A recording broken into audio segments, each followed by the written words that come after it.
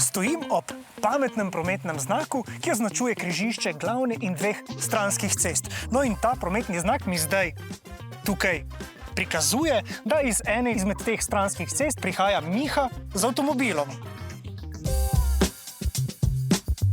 No, pa naj spomnim, da smo o prometnih znakih, ki so dodatno opremljeni tudi s radarskimi senzorji, govorili že pred leti. To je bilo tisto leto, ko smo šli v koronsko karanteno in to je bila zadnja zgodba, preden smo se zaprli. In to verjamem, da v tistih karantenskih časih, da tisti prometni znaki niso prav veliko zaznavali. No, danes so te prometni znaki bistveno bolj zaposleni.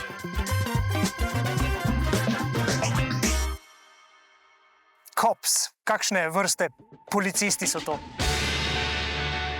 Gre za Collision Preventing System, torej kratica COPS. Gre za sistem, ki rešuje problematiko na nevarnih odsekih. Trenutno se nahajamo na eni izmed teh lokacij, gre za Zagrebško cesto na Ptuju, kjer smo v letošnji kampanji skupaj za večjo prometno varnost, ki jo v bistvu že vrsto let sodelujemo z Zavarovalnico Triglav, smo na 13 mestih po Sloveniji lokacijah postavili te sisteme.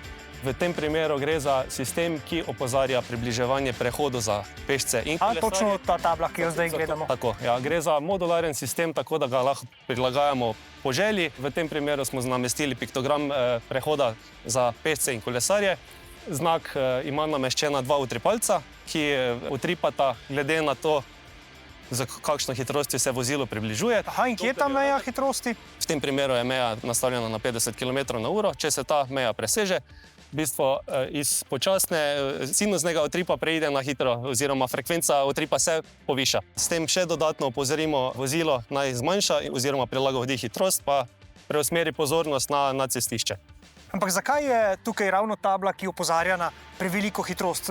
Katera specifika tega prometnega odseka pravzaprav to prinaša? Gre za neposredno bližino osnovne šole Breg, ki se nahaja manj kot 100 metrov stran. Se pravi, obremenjen prehod za pešce. Obremenjen prehod, kot vidite, tudi frekvenca vozil povečana v teh prometnih konicah. Gre pa tudi za šolsko pot, ki poteka iz centra mesta preko mostu, je speljana kolesarska steza in v bistvu na tem krožišču ustvarjeno nekakšno krožišče za kolesarje, ki lahko v bistvu krožijo in se spremenijo pot nazaj proti jugu. Ta sistem je postavljen kakšne 3 tedne. Smo že pri obdelavi podatkov zaznali, da so rezultati porazni glede hitrosti. Vozijo tudi do 100 km/h, kar je dvakrat. Znotraj naselja govorimo.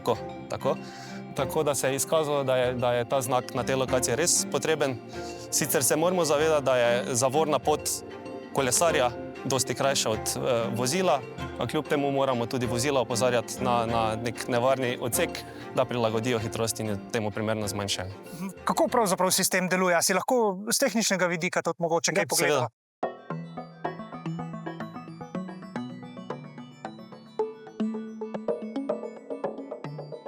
Zdaj, jaz prepoznam tukaj en akumulator, pa kakšna matična plošča bi še šla, ampak kaj pravzaprav tukaj vidva?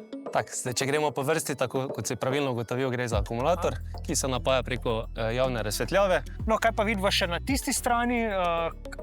Zgoraj se nahaja radar, deluje na principu Dopplerja, Dopplerjev efekt. Radar je nastavljen na razdaljo zaznave nekje 200 metrov.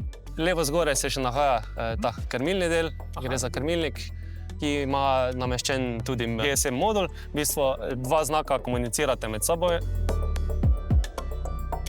En izmed znakov ima vedno nameščen GSM modul, ki v bistvu te podatke pošilja v naš oblak. Tam se pa podatki potem obdelajo. A bi bilo smiselno, da bi ta sistem opozarjal tudi na pešca, ki je v nekem trenutku na prehodu, da bi voznike opozarjal? Zdaj, v tem primeru se pogovarjamo o Copset Zebra Light sistemu. Imamo pa tudi klasični Copset Zebra sistem, ki ima poleg dveh znakov, kot so tukaj, še dva manjša prikazovalnika hitrosti, ki v bistvu na samem prehodu za pešce opozarjata na prihajajoče vozilo in pa prikazujete hitrost tega vozila, ki se približuje prehodu za pešce. S tem na nek način pešca, ki želi prečkati cesto oziroma v tem primeru kolesarja, opozarjamo, da je mogoče vozilo se približuje s preveliko hitrostjo in pač na sam prehod sploh ne stopi. Počaka, da se vozilo odpelje naprej, pa potem varno prečka cestišče. Se pravi, tiste pa še bolj napreden sistem potem. Naj vam zdaj demonstriram še eno rešitev, kako ta pametna tehnologija poenostavlja dogajanje v prometu oziroma kako izboljšuje varnost. Zdaj se približujem mostu, ki je preozek, da bi se na njem srečala dva avtomobila. No in zdaj v daljavi že vidim tablo, moram se ustaviti, namreč tabla mi javlja: pozor, promet iz nasprotne smeri. Namreč iz nasprotne smeri prihaja Miha, ki je že na mostu, in če bi jaz zdaj to opozorilo ignoriral, bi me v tem primeru čakala vzvratna vožnja. No, tako pa sem po zaslugi te table na Miha počakal, zdaj lahko nadaljujem vožnjo in na ta način ta v resnici preprost sistem nadomešča semaforje, ki pa vemo, da v takšnih situacijah običajno pomenijo kar preveč tistega nepotrebnega čakanja.